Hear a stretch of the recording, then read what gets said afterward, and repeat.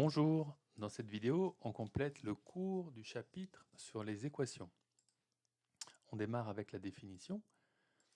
Une équation est une égalité dans laquelle on a une inconnue, généralement désignée par une lettre. Alors, bien sûr, cette lettre, souvent en mathématiques, on la prendra avec x, mais vous rencontrerez bien sûr des équations avec la lettre t, y, etc. Bref, on peut mettre bien sûr ce que l'on veut comme lettre pour désigner donc une inconnue. Cette égalité, elle peut être vraie pour certaines valeurs de l'inconnu, et bien sûr, elle pourrait aussi être fausse pour d'autres.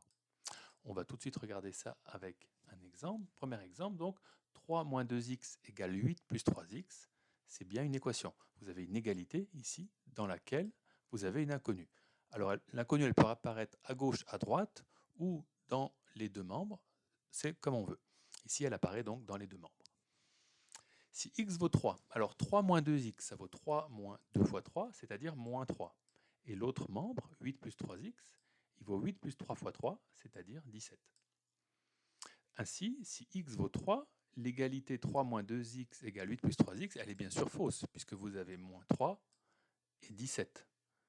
Donc, moins 3, bien sûr, n'est pas égal à 17. Notez bien qu'on n'a écrit nulle part que moins 3 égale 17. On a juste fait deux calculs séparés pour vérifier si les deux membres avaient la même valeur pour x égale 3. Maintenant, si on prend x qui vaut moins 1, 3 moins 2x, ça vaut 5, et 8 plus 3x, ça vaut 5 aussi. Donc, si x vaut moins 1, l'égalité, l'équation, l'égalité 3 moins 2x égale 8 plus 3x, elle est vraie.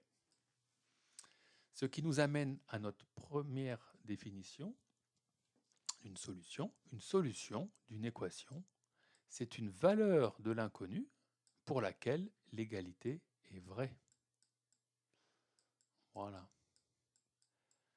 Et le terme résoudre une équation, c'est quoi? Résoudre une équation en mathématiques, c'est trouver non pas une solution, mais trouver toutes les solutions de cette équation.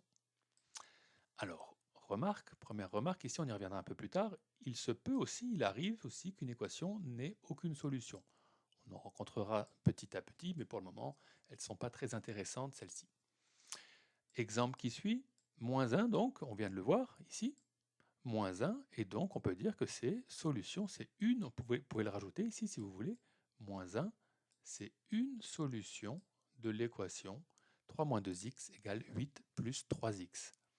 Les questions que l'on peut se poser ici pour introduire la suite du cours, c'est bien sûr, est-ce la seule solution? Est-ce qu'il y en a d'autres? Et comment on les trouverait? Comment les trouver? Voilà, on passe donc au paragraphe B. Comment résoudre une équation? Alors pour cela, je vous invite à bien regarder la vidéo dont le lien vous est donné juste en dessous pour comprendre les propriétés qui vont suivre. Je vous invite donc à mettre pause sur cette vidéo et à y revenir plus tard. Voilà, vous avez donc vu cette vidéo sur la balance et les équations qui nous amène à introduire les deux propriétés suivantes. La première, elle dit on peut ajouter ou enlever le même nombre aux deux membres d'une équation pour obtenir une nouvelle équation. On dit qu'elle est équivalente à la première. Deuxième propriété, on peut multiplier ou diviser par le même nombre non nul les deux membres d'une équation pour obtenir à nouveau une équation équivalente à la première. C'est typiquement ce que l'on a fait en divisant à la fin les deux plateaux, la masse des deux plateaux par 5. Alors voici comment on rédige ce qui a été fait dans la vidéo. L'équation qu'on avait créée sur les plateaux, c'est 7x plus 2 égale 9 plus 2x. Cette équation, en enlevant 2, comme on le voit ici, de chaque côté, elle est donc équivalente à 7x plus 2 moins 2 égale 9 plus 2x moins 2. Voilà, on vient d'appliquer cette propriété ici, on enlève 2 aux deux membres de l'équation. Notez que ce symbole-là donc veut dire est équivalente à. Une équation est équivalente à une autre. Ça veut dire qu'elles ont les mêmes solutions. On obtient ainsi en dessous 7x égale 7 plus 2x. Maintenant, qu'est-ce qu'on va faire? Toujours on applique bien sûr la même propriété. On va enlever 2x de chaque côté. En enlevant 2x à gauche, il reste 5x. En enlevant 2x à droite, il reste 7. 5x égale 7. Nouvelle équivalence. Ensuite, qu'est-ce qu'on fait? On va diviser les deux membres de l'équation par 5. Cette fois-ci, on applique la deuxième propriété qui est là. En divisant par 5, on obtient x à gauche et à droite, on obtient 1,4. On a donc une dernière équation toujours équivalente à la première qui nous donne en fait directement une valeur de x. Qu'est-ce que ça veut dire? Comme ces équations sont équivalentes, ça veut dire que la solution ici x égale 1,4 est en fait aussi la solution de la première équation.